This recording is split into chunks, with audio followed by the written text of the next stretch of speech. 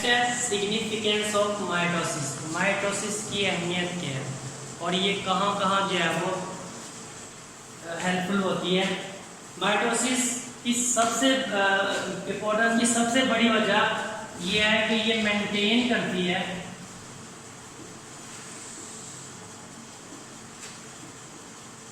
Chromosome set को। Mitosis में chromosome का जो सेट है वो मेंटेन रहता है पेरेंट सेल और डॉटर सेल में।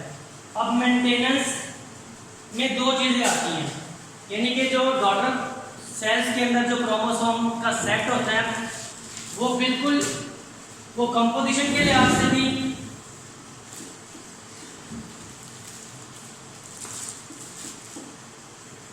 और नंबर के लिहाज से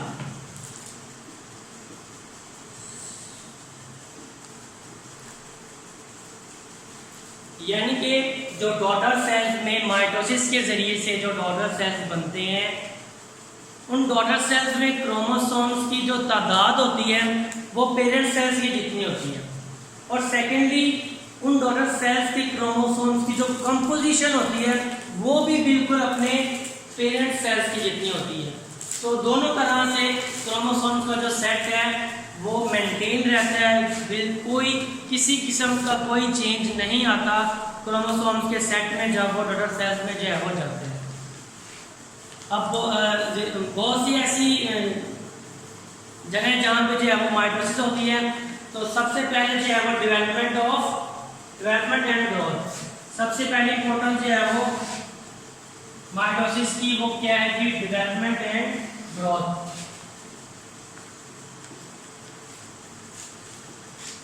डेवलपमेंट एंड ग्रोथ। लाइफ का पहला सेल जिसे हम जाइगोट का नाम देते हैं, जो कि मेल गैमेट और फीमेल गैमेट के मिलने से बनता है, इसको हम कहते हैं जाइगोट।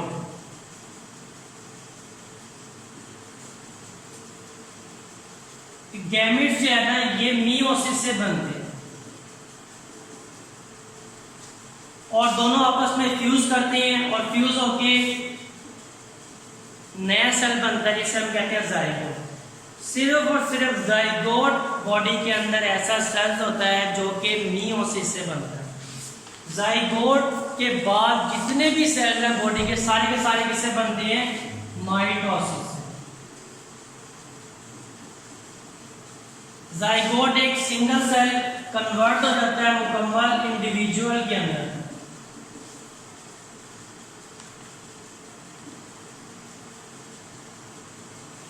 एक सेल डिवाइड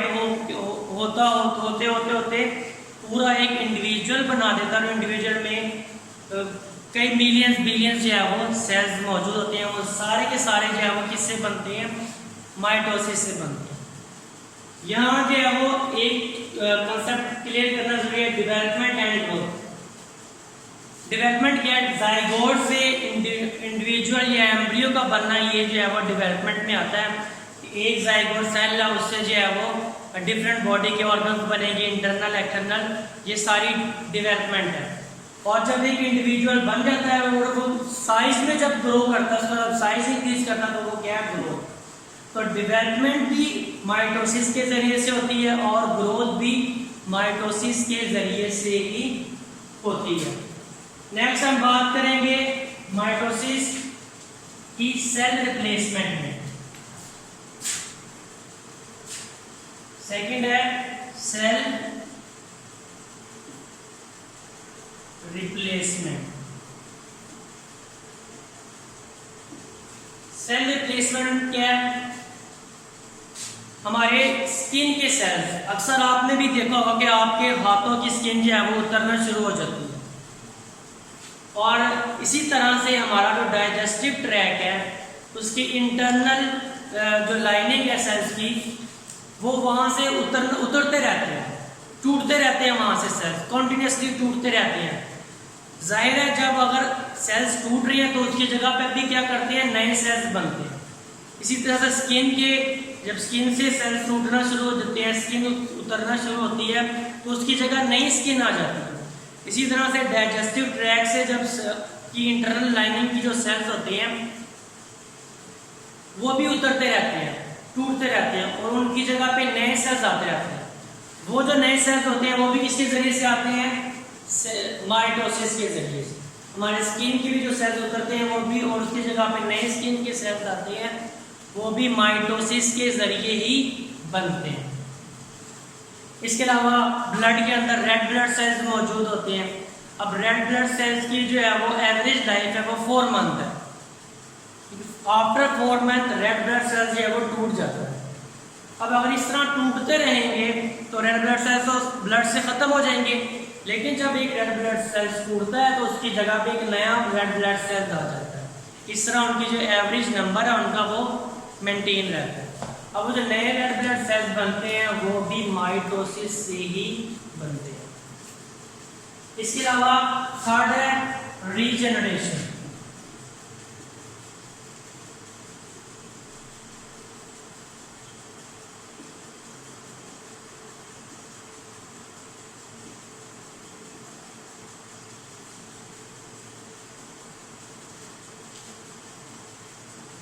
रीजनरेशन क्या है कि कुछ जानदारों में रीजनरेशन होती है, यानी कि अगर उनकी बॉडी का कोई हिस्सा कट जाए तो उनकी बॉडी के अंदर ये कैपेबिलिटी होती है उनकी बॉडी सेल्स के अंदर कि वो कटे हुए हिस्से को दोबारा से क्या कर लेते हैं, बनाना शुरू कर देते हैं और दोबारा से उसको बना लेते हैं।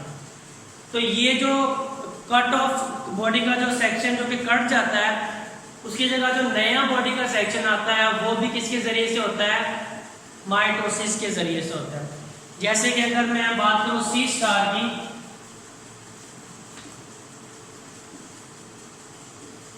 सी स्टार या स्टारफिश,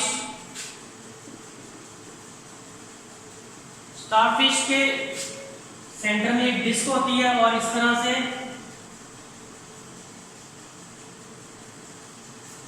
उसके आर्म्स होती है, इसे हम कहते हैं आर्म्स।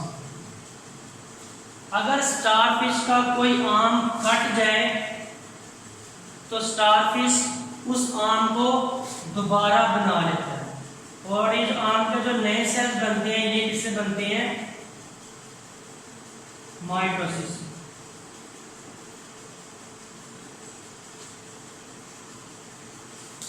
नेक्स्ट है एसेक्सुअल रिप्रोडक्शन।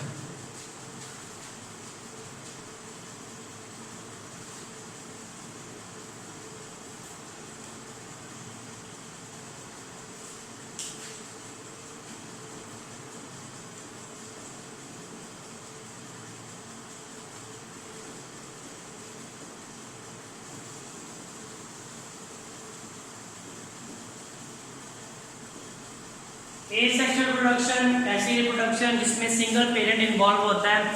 हैप्पी रिप्रोडक्शन को जो है वो एसेक्सुअल रिप्रोडक्शन का नाम लेते हैं। अब एसेक्सुअल रिप्रोडक्शन भी माइटोसिस पे बेस करती है। जैसे अगर मैं बात करूं हाइड्रा की,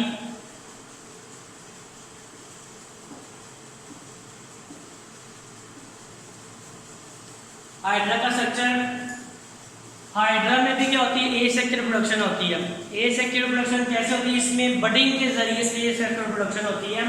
बॉडी के किसी हिस्से पे छोटा सा बड बन जाता है और वो बड माइटोसिस के जरिए से इंक्रीज करते साइज में इंक्रीज करता रहता है और जब वो एक सफिशिएंट साइज गेन कर लेता है तो वो वहां से कट जाता है और कट कर एक नया हाइड्रा बना देता है। तो इस तरह से एसेक्सुअल रिप्रोडक्शन भी जो है वो माइटोसिस पे बेस करती है। इसके अलावा प्लांट्स में वेजिटेटिव प्रोपगेशन होती है, यानी कि सम टाइम कुछ प्लांट जो है वो स्टेम, कुछ प्लांट जो है वो का जब स्टेम जो है वो नया प्लांट बना देता है, कुछ के लीव्स, कुछ के इसी तरह से रूट्स वगैरह। तो वो जो वेजिटेटिव प्रोपगेशन होती है वो भी माइटोसिस पे बेस करती है कि बॉडी का एक सेक्शन लिया जाता है, उसको जो है वो ज़मीन में या किसी प्लांट पर ग्राफ्ट किया जाता है और वो बॉडी का स्ट्रक्चर पूरा एक नया पौधा बना देता है, वो भी डिपेंड करती है माइटोसिस पे। नेक्स्ट है जी एरर इन माइटोसिस।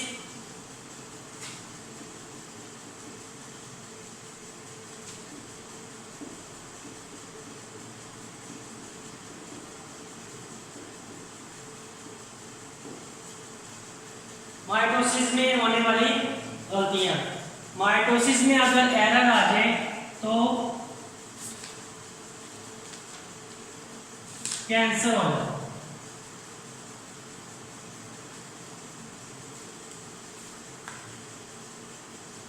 क्योंकि माइटोसिस में सेल के अंदर जीन्स मौजूद होती हैं जो कि माइटोसिस को कंट्रोल करती हैं कि कितनी माइटोसिस होनी है, कि एक सेल से आगे फर्दर अगर डिवीजन होनी है तो कितने सेल्स बनने हैं और कितने टाइम तक सेल्स को क्या करना है, डिवाइड करना है। अगर किसी वजह से म्यूटेशन आ जाए, म्यूटेशन क्या होती है और ये एरर्स किसकी वजह से होती है, ये म्यूटेशन की वजह से होती है, बिकॉज ऑफ म्यूटेशन।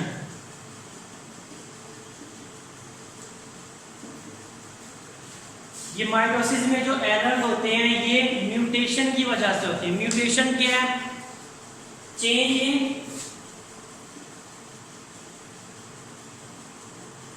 क्रोमोसोम।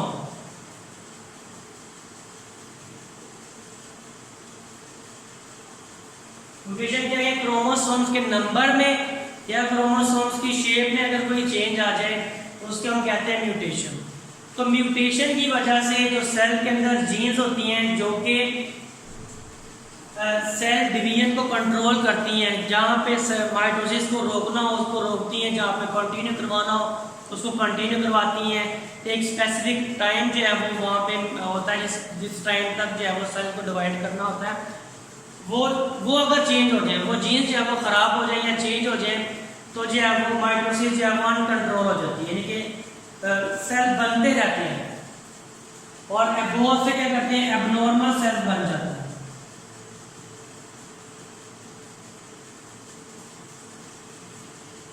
वो जो एबनॉर्मल सेल्स बनते हैं उन सेल्स को हम क्या नाम देते हैं, ट्यूमर्स का नाम। अब ट्यूमर्स जिस जगह पे बनता है अगर तो वो उसी जगह पे रहे तो उसको हम कहते हैं बीनाइन ट्यूमर, और अगर ट्यूमर जहां बने और वहां से टूटकर या वहां से मूव कर किसी दूसरे हिस्से में जाए तो उसे हम मैलिग्नेंट ट्यूमर का नाम देते हैं।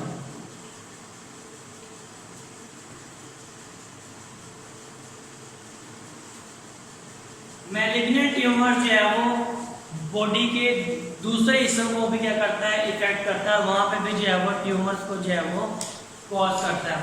और ट्यूमर का बॉडी के एक हिस्से से दूसरे हिस्से में ट्रांसफर होना, इस प्रोसेस को हम कहते हैं मेटास्टेसिस।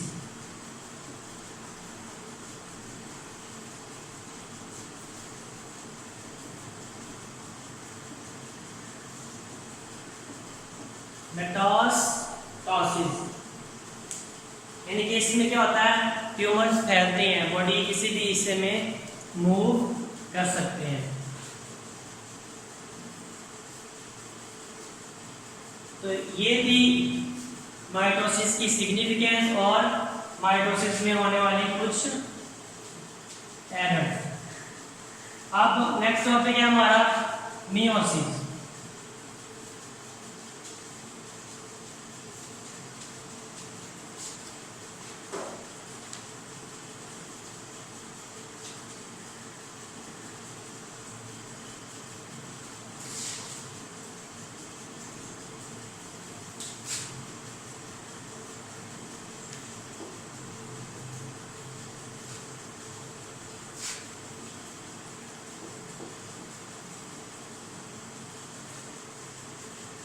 मियोसिस ऐसी सेल डिवीजन है जो कि जिसमें एक पेरेंट सेल डिवाइड होके 4 डॉटर सेल्स बनाता है।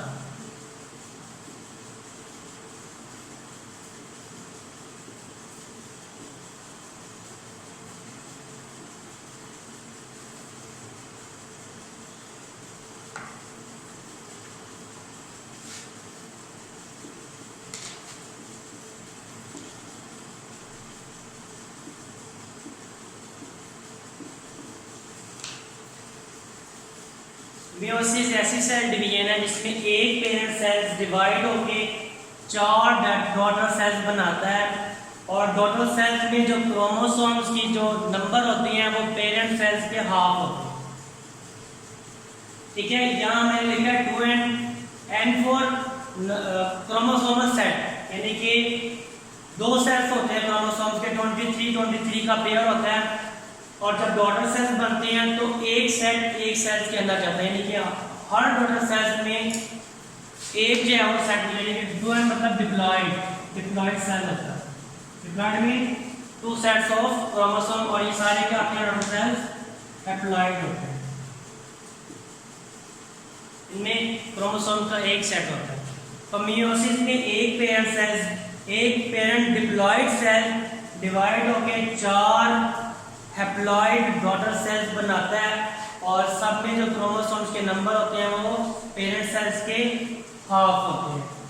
अब मियोसिस को सबसे पहले 1876 में जर्मन बायोलॉजिस्ट ऑस्कर हॉर्टलिंग ने जो है वो डिस्क्राइब किया था। मियोसिस के आगे फर्दर मियोसिस दो तरह की होती है, मियोसिस 1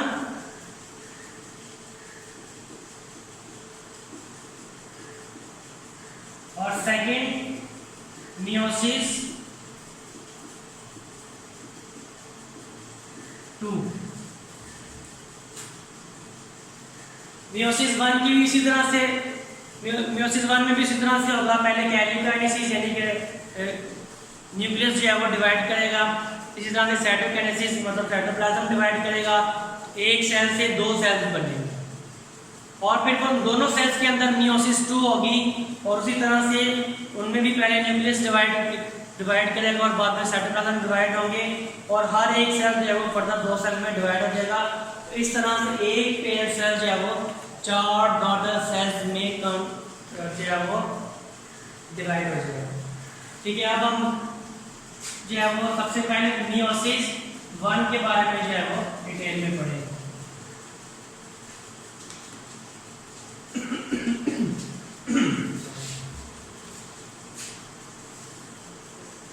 बंद हो गई है ना? यार बिल्कुल मैंने कैसे दिखाती हूँ मेमोरी की मैं क्या भी ऐसी कोई गलती बनी 12 मिनट की हो गई है। हाँ